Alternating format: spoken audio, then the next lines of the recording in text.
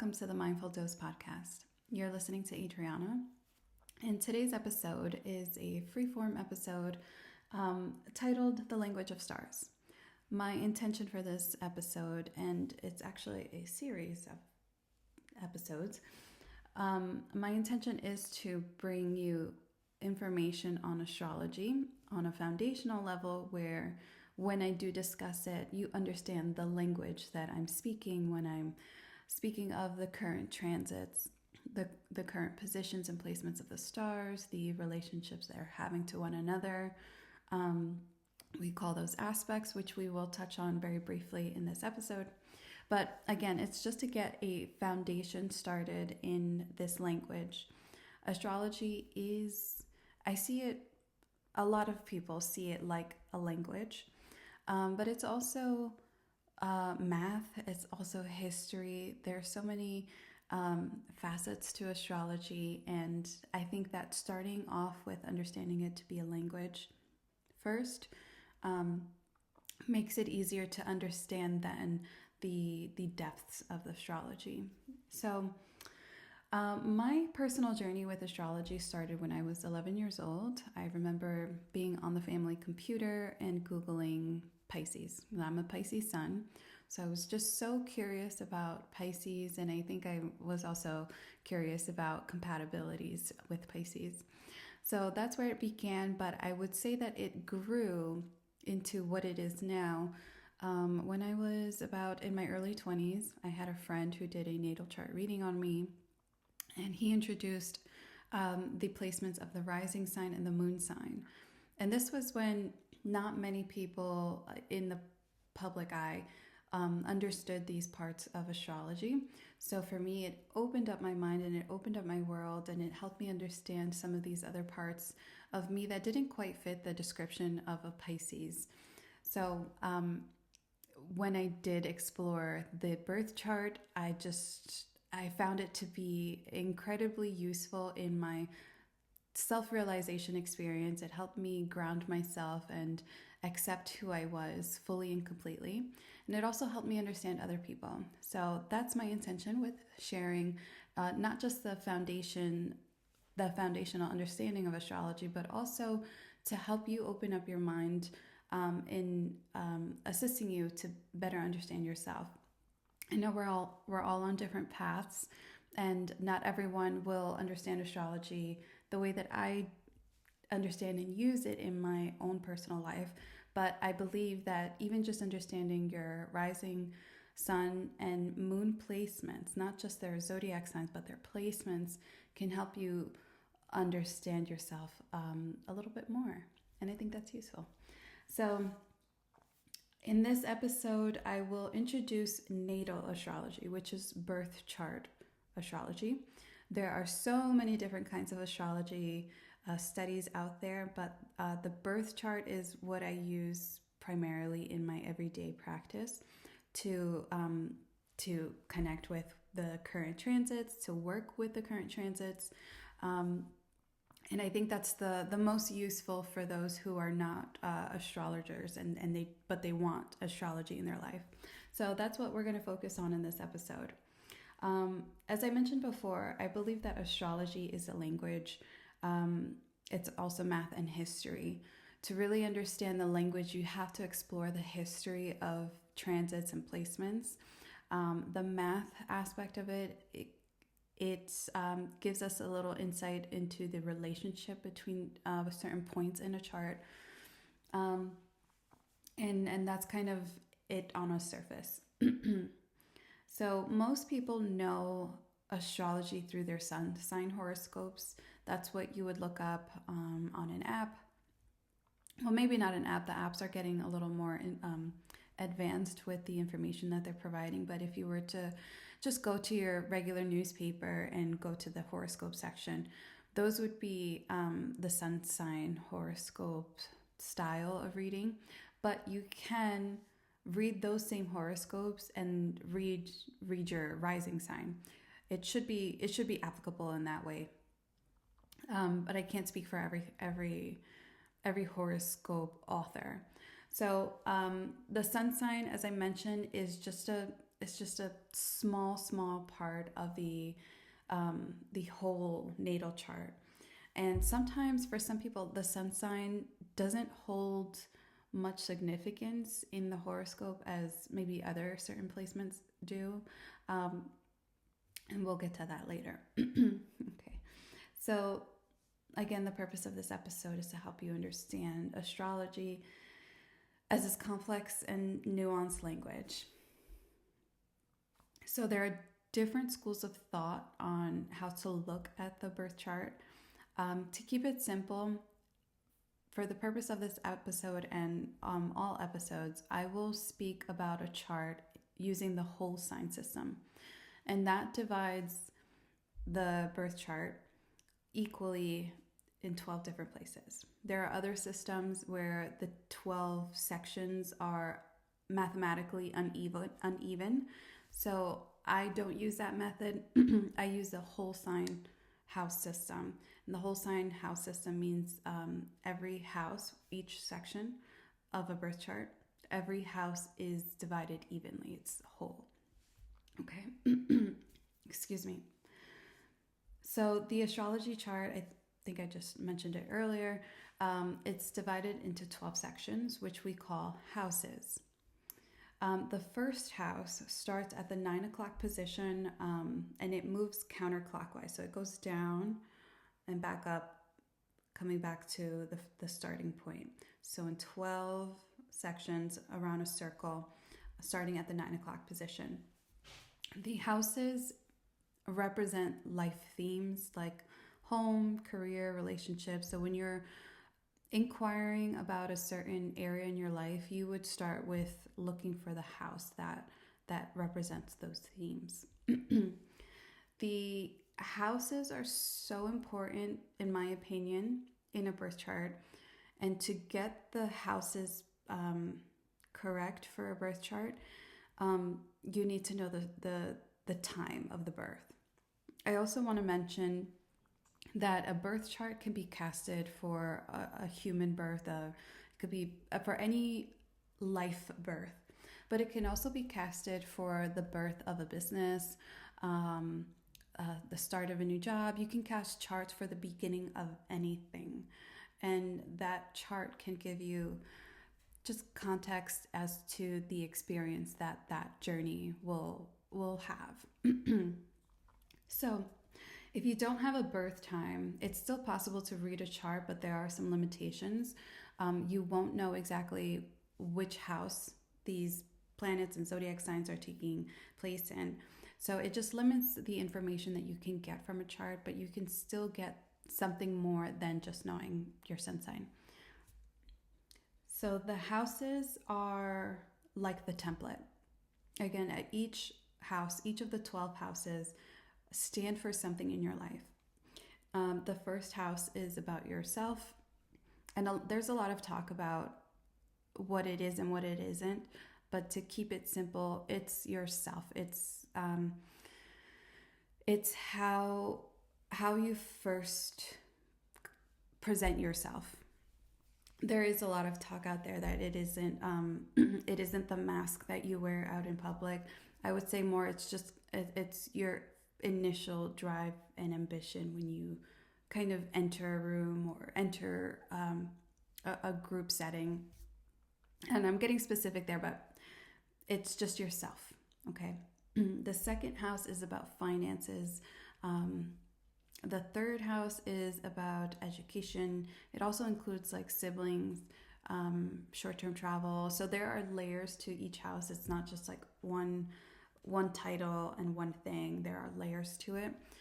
For the sake of this episode, I'm keeping it simple. I believe that each point that we're going to discuss in this episode will have its own episode so that I can further elaborate, because it's a lot of information. Going back to the houses, the fourth house is about home. The fifth house is about creativity.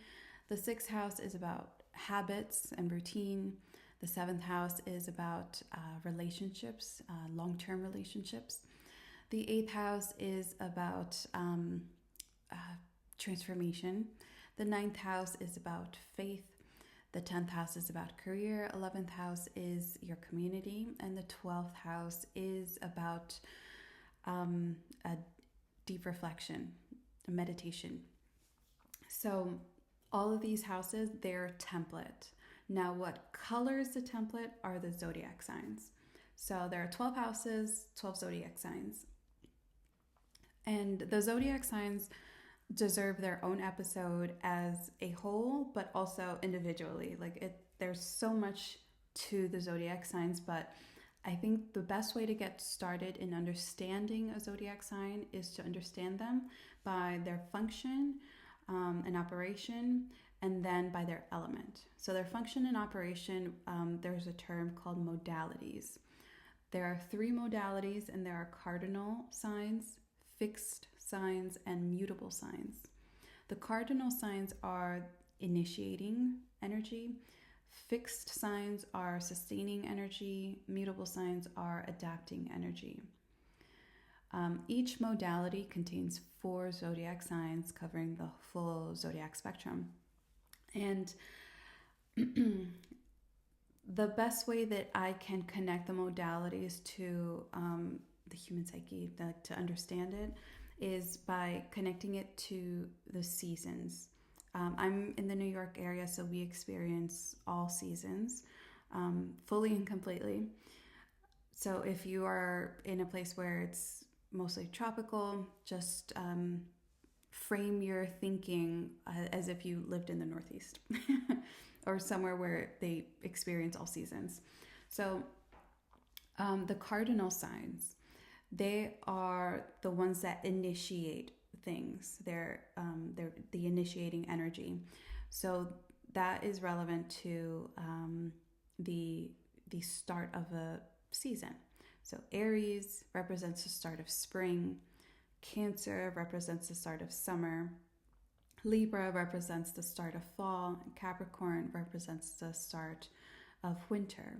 So Aries, Cancer, Libra, and Capricorn are initiating energy.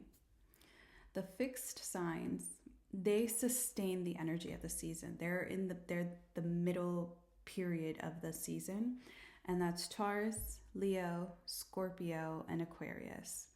They sustain energy. The way you can understand these zodiac signs is that they, in a negative context, it's like they're stubborn, but in a positive context, they are sustainers. They inspire the growth of where you are.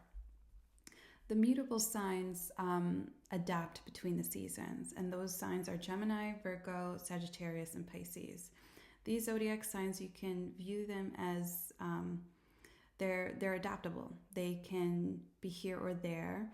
And I, as a Pisces, with a strong Pisces placement, I have several planets in Pisces, so I really do feel adaptable in that if a lot of change is thrown my way, I can adapt, and it's just natural for me to adapt. Whereas other placements that I have that are fixed in those planets, in those, like in that lens, I do struggle with a little bit of change. I have a Leo moon, and emotionally I can get quite stuck on things, but we will talk about that another day. So those are the 3 modalities that a zodiac sign could be, and it's cardinal, fixed, and mutable signs. Going back to the mutable signs, they are also, at the end of the season. So at the end of the season, you can experience kind of like a little bit of this season behind you and the season coming next. It's here or there, and sometimes a blend of both. So knowing the modalities helps you understand the zodiac signs as flexible, inspirational, or consistent. And then the layer beneath that is understanding them through their elements. So the elements add context to the zodiac signs temperament. And I took this directly from the book, The Essential Guide to Practical Astrology by April Elliott Kent. And I'm just going to go through it as bullet points, but the fire signs, there are 4 elements: fire, earth, air, and water. 3 zodiac signs underneath each element. So the fire signs, the Aries placement, Leo placement, and Sagittarius. Aries is a cardinal sign, so they're initiating energy. They start the fire. They start the fire, and the fire, in this poetic sense, is the passion and the drive, and just like blazing the way, like starting a new path. They are the first zodiac sign, so you can think of it as that way. They are blazing the way. So they start the fire. And then Leo is a fixed sign. They tend to the fire. They nurture it, they add to it. Then there's Sagittarius, which is a mutable sign, and they share the fire. They expand it, they open it up. Then there are earth signs, Taurus, Virgo, Capricorn. Taurus is a fixed sign. They gather and organize resources. The gathering aspect is really, really prominent. I have a Taurus sun, so I know it.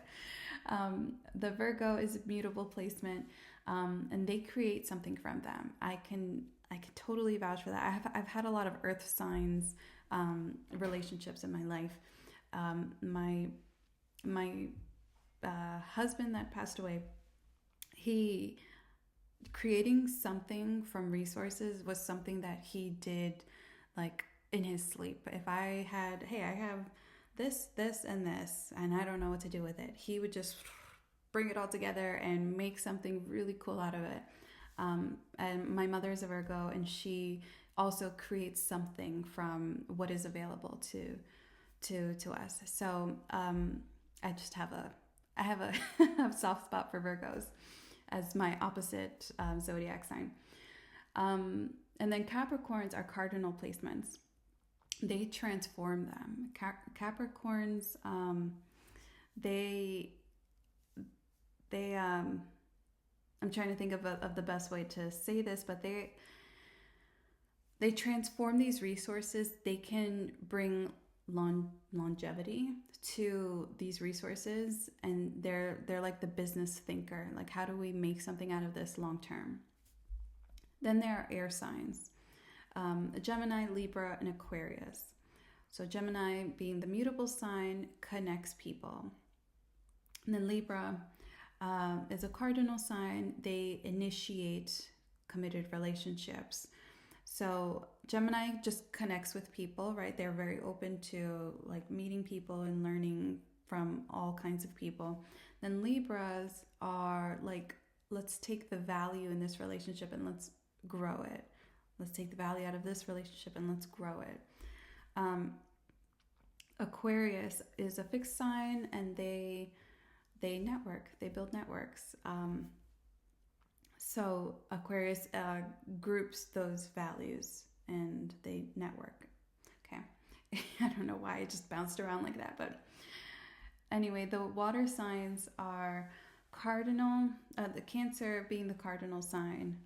They form protective tribal units. I'll rephrase that to say that they form close bonds, the kind of bonds that are lifelong, and if they're not lifelong, they're at least lifelong in the sense of memories. Scorpio is a fixed sign, and they guard the unit. They protect the unit. They know that this is an emotional thing, and we're going to guard it. Pisces is a mutable sign, and they welcome new people into the tribe. Like, hey, you'll fit right in, even if it doesn't seem like it.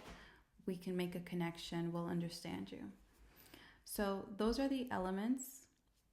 Each of the zodiac signs under each element bring a different aspect in that elemental field.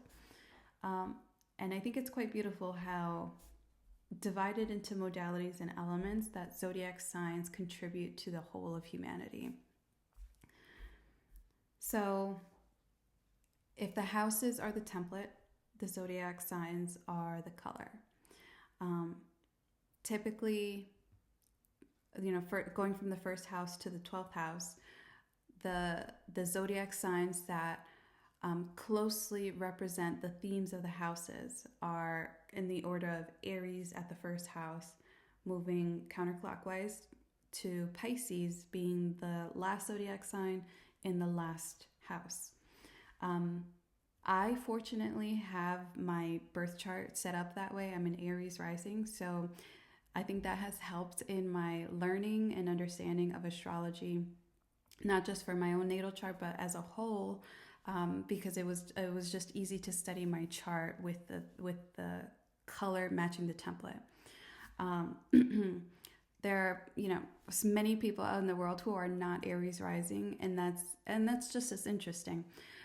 You would just apply the zodiac modality and element to that house theme. Now we're moving into the planets. The role of the planets in imagery of this template and the colors. The planets are the texture. They are like the 3D painting at the museum.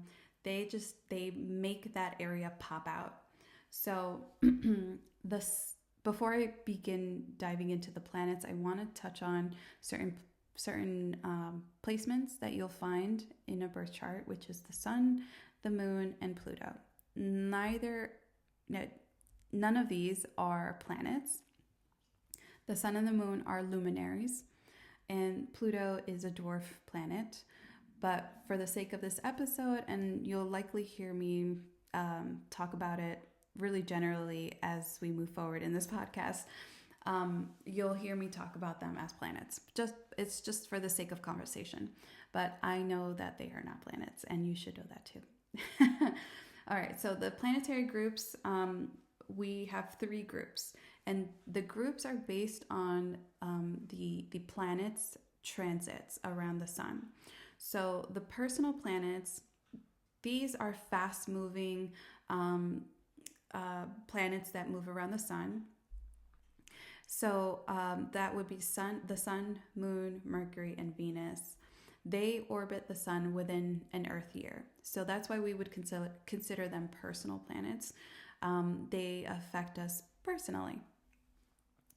And the social planets, these shape our societal interactions, and they orbit the sun over several years.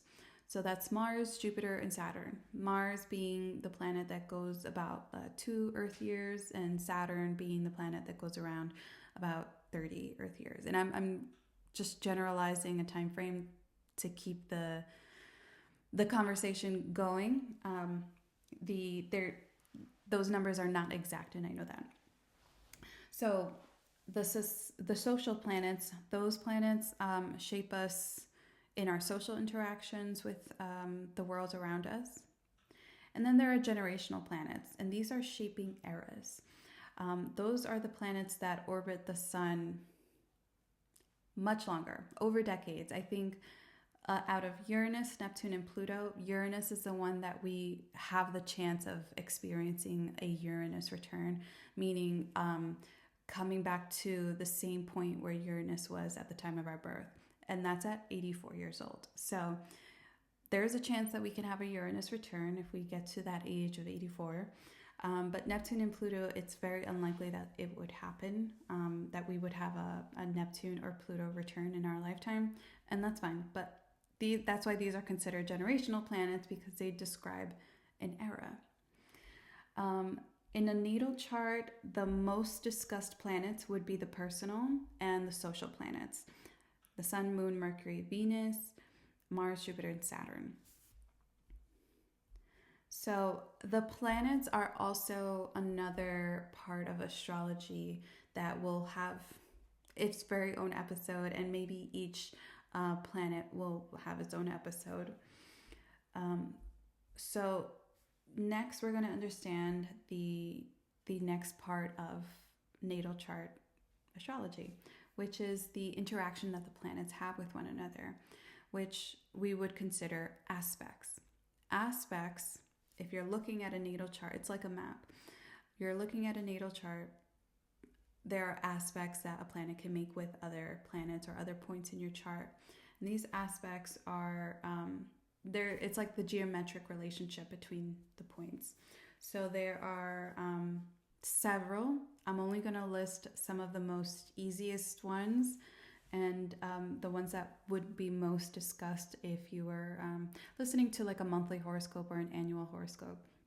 So there's a trine, and that a trine is really easy to remember because a trine, if you think triangle, um, in a chart, in the circle chart, 360 degrees, a trine would make 120 degrees angles, and that lines up with the same element in the chart. So if I have a trine, that would look like Pisces making a trine aspect to a planet in Cancer, and a point in Cancer making a trine aspect to Scorpio. So all three are water signs. They are making a trine.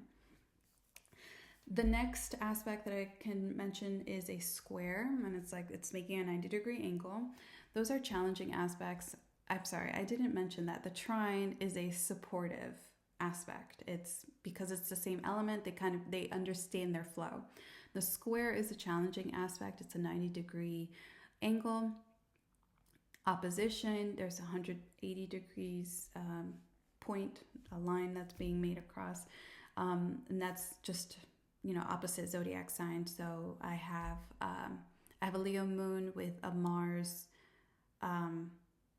in Aquarius, so that's opposite. That's tense. Just, it's not challenging in that it I'm trying to think of another word for challenging, but it doesn't